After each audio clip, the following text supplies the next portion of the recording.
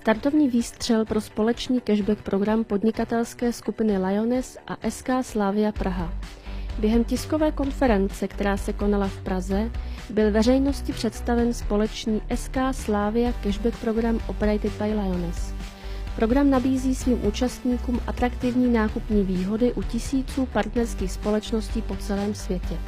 Všetci fanúšikovia a celá športová verejnosť v Českej republike sa môžu už dnes tešiť na viac ako 2200 obchodov a obchodných partnerov, kde môžu túto kartu k svojim každodenným nákupom využiť. A je to samozrejme aj obrovský online potenciál obchodov, ktoré už dnes aktívne v Českej republike ponúkame. SK Slavia Praha byl založen v roce 1896 skupinou sportovních nadšenců z řad studentů a nyní patří k nejpopulárnějším klubům v České republice.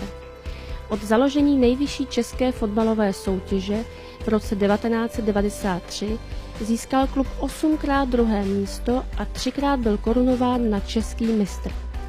Cashback card tvoří jádro spolupráce.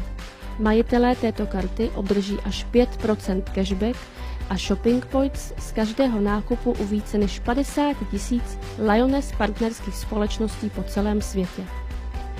Hledáme vždy ty nejlepší, zkoušíme být nejlepšími a jsme přesvědčeni, že jsme ti nejlepší.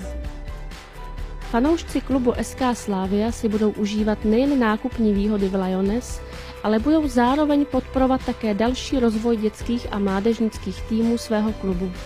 Až 1% z nákupu jde automaticky na podporu mladých talentů v SK Slavia.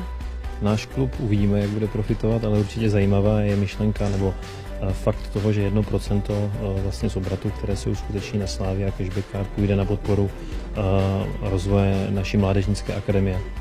Start karty je plánován na jaro 2016.